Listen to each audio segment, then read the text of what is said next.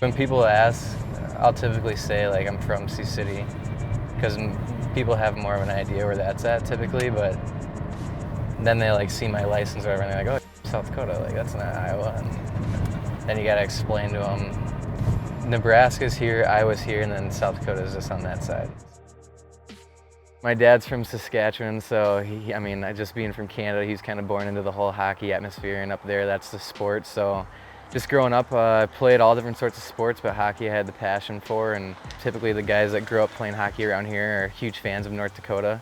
And when North Dakota played Minnesota on FSN, it seemed like every Friday night that they played, I was really into those games, and just playing up in youth tournaments there. Anytime we were up there, we'd try and catch a game and go see the Ralph, just special place. And that's kind of the meeting point between where our family is in Saskatchewan and here. So I was up in Grand Forks quite a bit and was always a huge fan of the Fighting Sioux growing up. Hockey's not the sport here really. The youth hockey here is very minimal. That kind of forced me to make the decision to move away at a younger age, but obviously the USHL team is here as well, so that was always a goal of mine to come back and play there, and was fortunate enough to do so.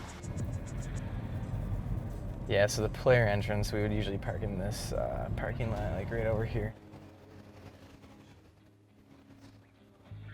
Growing up too, like we would play, like us like little youth guys, we'd play cross ice and intermission at games here and stuff like that. And then as I got older, some of the coaching staff guys would let me come out and practice with the team and stuff whenever I was back in town. Pretty neat place. A lot of good memories in here. Who were some of the guys you looked up to?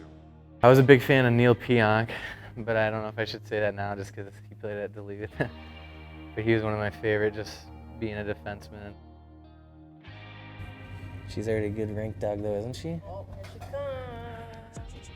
comes. There you go, that'll be a good shot. Kind of the special part about it too was obviously lived at home, played at home, but then the coaching staff brought on my brother and kind of made him a part of the team as well and let him help out here and there. It was something that I'll never forget. Yeah, so I think some of the staff will be here. Strando. Welcome back, dude. How's it going? How are you? Good, how about you? Good.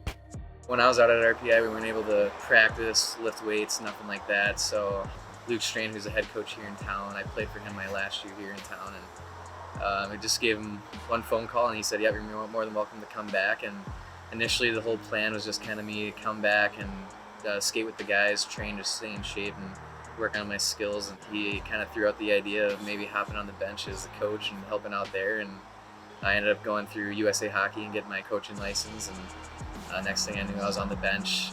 So it was kind of neat. Just throughout the week, I'd be in full gear skating with the guys, practicing, and then on the weekends, I was on a suit and tie with a coaching card and helping out on the bench. So it was pretty unique. Good to see you soon. Yeah.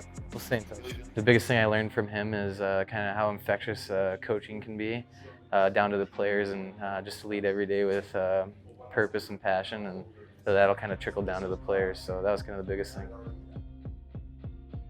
I think the greatest gift we can give anyone is making a positive impact in their lives, and just trying to live that day to day. And I think within the North Dakota hockey, that's something that drew me there right away.